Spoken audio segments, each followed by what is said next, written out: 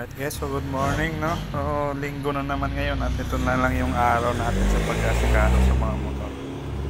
So, ang gagawin natin, meron tayong smash dito, smash to ng tatay ko. So, pundi yung ilaw ng headlight. Ayan o. Ayan o, itim na siya. Ngayon, pag inon mo, tapos high na lang meron, yung low wala na. So papalitan natin ng bagong bulb. Masisita tayo. Okay? So ang kailangan natin gawin, una, tanggalin natin tong side mirror. Tapos itong apat na tornilyo dito, dalawa dito. Meron pa dito isa.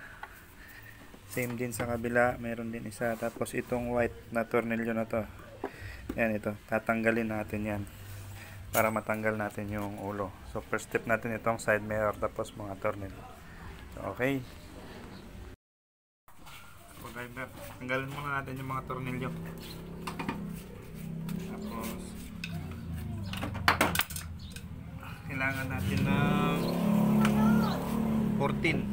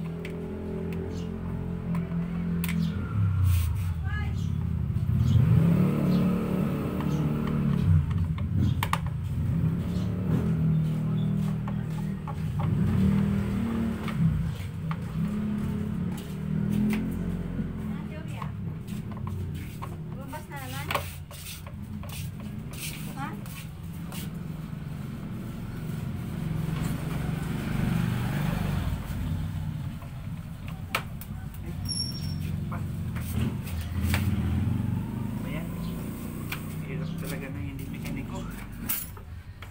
Tanggal lang ng tornilyo, nahulog pa.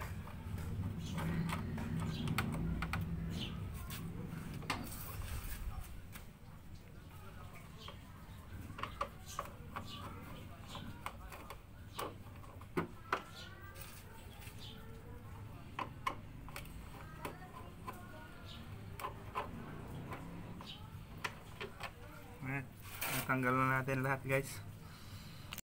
So ito na yung mga natanggal natin tornilyo, no? So itong dalawa na to, magkaiba to ng sukat, hindi sila parehas. Itong apat, ito yung nasa harap banda sa may driver, nakaharap sa driver dito sa taas. Ito naman dalawa, ito yung sa side yung dito banda yun, no? Yan, dito banda yun sa side, yan, ito.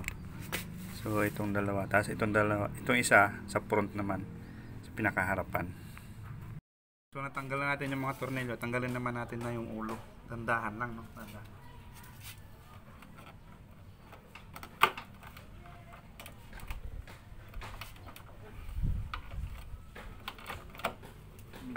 Medyo matigas siya.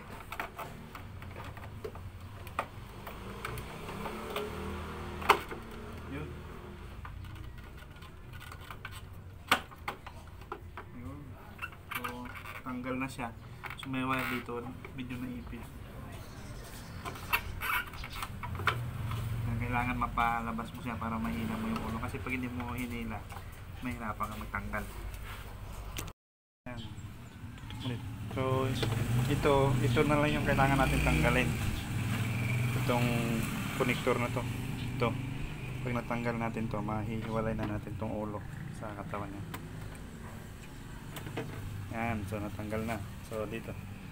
Ayan.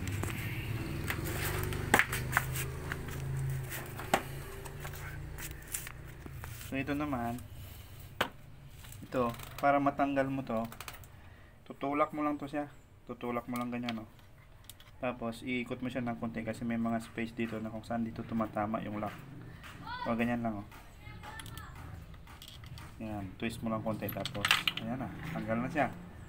So, pag natanggal na siya, tanggalin na natin tong valve nya. Yan na, oh. Sobrang itim na. Yan. Kaya wala na yung glow nya. So sa pagbabalik naman nito, so ito na yung bago natin. So ito, mayroon naman siyang tanda dito. Oh, lumabo. Yan. So pag binalik mo yan siya dito sa butas, dapat makan mo ngayon. So dapat ito, itatutok mo yan siya dito sa may space din dito, may tapat dito. Sasakto mo yan siya ganyan. Yan. Kasi pag hindi mo yan dyan tinama, mahihirapan ka magbalik nito. Hindi mo talaga siya maibalik. Kaya dapat nandyan siya para hindi siya maikot-ikot ganyan. Pag nalagay mo na yan siya, balik mo na to. Para naman ibalik ito, itutulak mo lang din siya.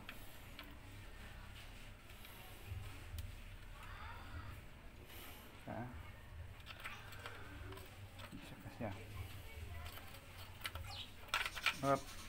Mahirap talaga pag hindi ka mekaniko, guys. Mahirap maglagay. Kailangan nakapusto siya. Yan, pag nakapusto na, tutulak mo lang yan. Yan, pag natulak na, twist mo lang ulit konti. Tayo.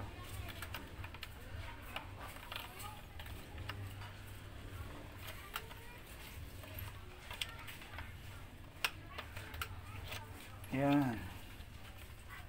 Yan, okay na yun siya, guys.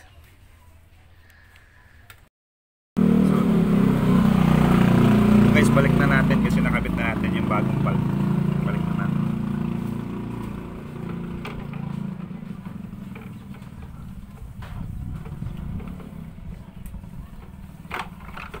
Tapos bago natin isalpak, subukan muna natin kung tama ba yung ginawa natin. Kung may ilaw ba siya. Na, ilaw na siya, guys. On. Yan na yung low nya. Yan na yung high. Yan. So off. Okay. So, tama yung paglagay natin. Tama. Balik na natin sa katawan. So, itong wire na to, itong wire dito sa loob, dapat ipasok mo siya ulit doon. Pasok mo siya ulit doon. Tapos balik na natin yung ano niya, case niya.